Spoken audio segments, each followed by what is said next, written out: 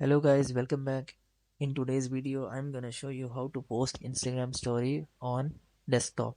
So it's pretty simple. Let's get started. First of all, you guys must have to know that there is no any built-in feature or there is no any option in desktop to post story on Instagram. But I have a trick for you. So let's get started. You guys have to simply open up Instagram on your browser. So after opening up Instagram on your browser, you guys have to right click through mouse and click on inspect.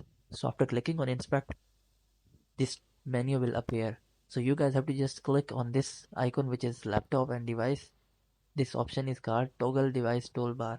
So you guys have to just toggle on it by tapping on it. So after tapping on it, here you guys will be able to see.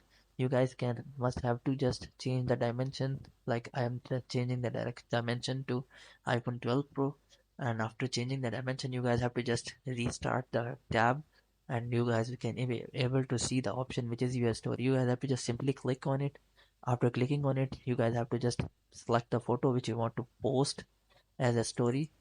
So I'm selecting this one. So it will provide you limited option, but you guys can post, so it's enough for us.